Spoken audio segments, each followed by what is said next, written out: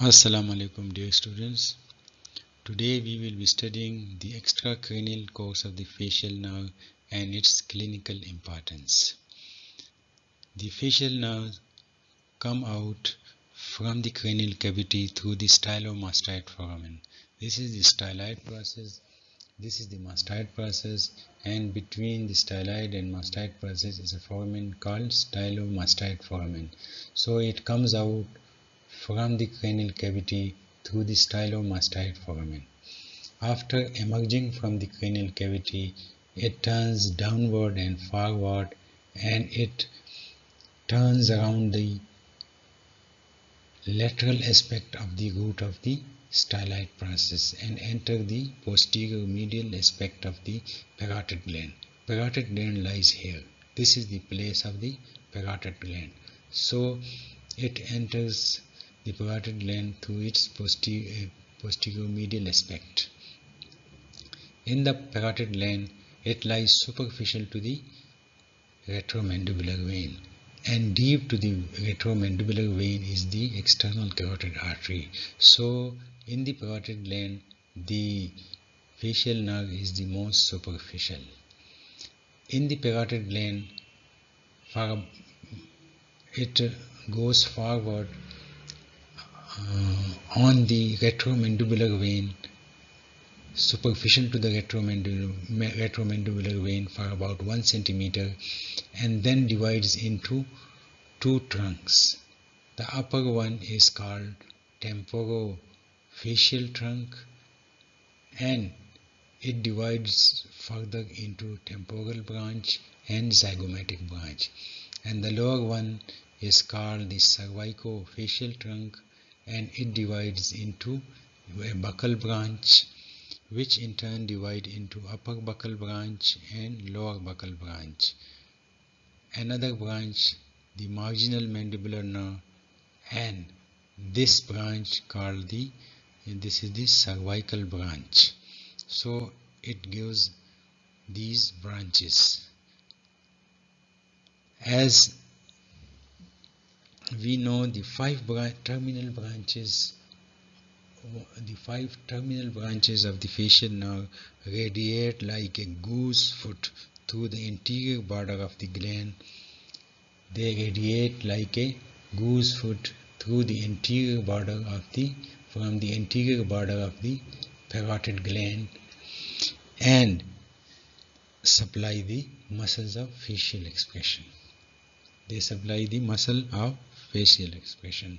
Such branching pattern radiating like a goose foot, it is called as pes and serinus. So coming to the branches of the facial nerve, just after emerging out from the cranial cavity through the stylomastoid foramina, it gives a branch which turns posteriorly and then upward. This is the posterior auricular nerve, which supply the occipital belly of the occipitofrontalis, and it also supply the two auricular muscle, the posterior auricular muscle and the superior auricular muscle. A little below the origin of the posterior auricular nerve, a nerve is given, and that is now to the posterior belly of digastric. It supply the posterior belly of digastric, but it also gave a branch to the stylohyoid, and this is nerve to the stylohyoid. The rest of these branches supply the muscles of facial expression, we will study now. These are the branches of the facial nerve, and they supply the muscles of facial expression. Let us see which branch supply which muscle. This is the frontalis muscle, or the anterior belly of the occipitofrontalis muscle. It is also called the interior belly of the occipitofrontalis muscle. Below this, if you cut it, below this is the corrugator supercilii muscle, and this is the orbicularis oculi muscle. So the temporal branch supplies the frontalis muscle, the corrugator supercilii muscle, and the upper part of the orbicularis oculi muscle. The lower part of the orbicularis oculi muscle is supplied by the zygomatic branch. Now coming to the upper buccal branch, the upper buccal branch supply the following muscle. This is the procerus muscle, this is the nasalis muscle, and this muscle. This one is the levator labii superioris iliac nasi muscle, and here is a muscle, small muscle, which is called depressor septi nasi muscle. And this muscle, the levator labii superioris muscle, and if we remove this, beneath this is the levator anguli oris muscle, and this one is the zygomaticus minor muscle and the zygomaticus major muscle. So these all muscle which I have mentioned are supplied by the upper buccal branch of the fascial nerve. The lower buccal branch of the fascial nerve supply the orbicularis oris muscle and the buccinator muscle. Only these two muscles are supplied by the lower buccal branch. The marginal mandibular branch supply the rhizoris muscle. This is the rhizoris muscle, and this one the depressor anguli oris muscle, and if we remove this muscle, beneath this is the mentalis muscle, and this muscle the depressor labii inferior muscle. These are supplied by the marginal mandibular branch, and this platysma muscle is supplied by the cervical branch. So these are the branches of the fascial nerve which supply the different muscles of facial expression.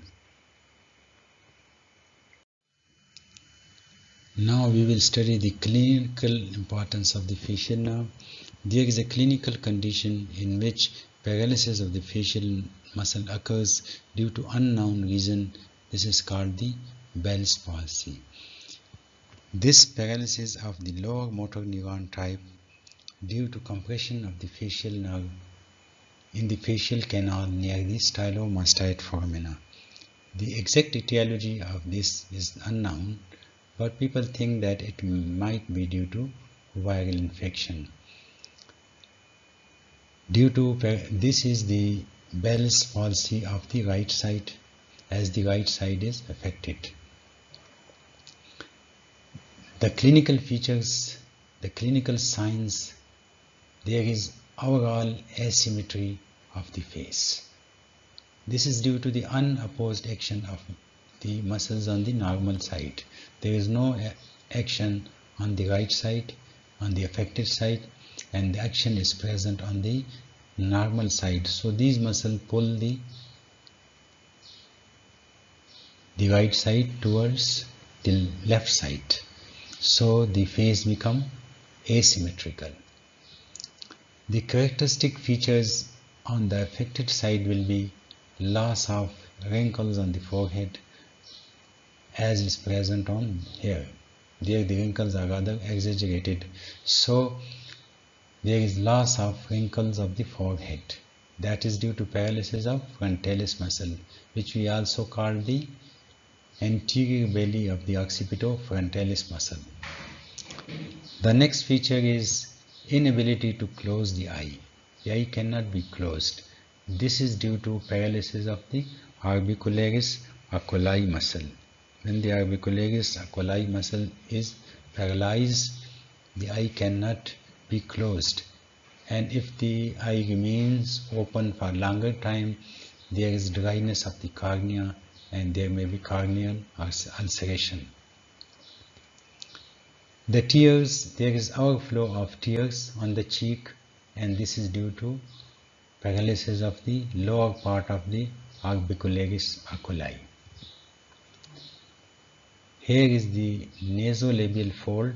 So there is loss of nasolabial fold on the affected side, and that is due to the paralysis of levator labii superioris iliac nasi. So when paralysis of this muscle occurs, there is loss of nasolabial fold.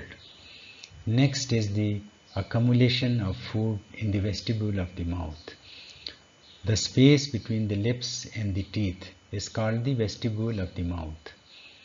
And in Bell's palsy, there is accumulation of food in the vestibule of the mouth, and that is due to paralysis of the buccinator muscle.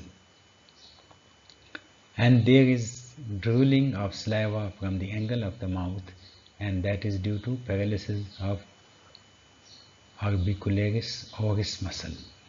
So these are the clinical features of the Bell palsy, which is an idiopathic condition, the cause of which is unknown and which occurs due to compression of the facial nerve in the facial canal near the stylomastoid foramen.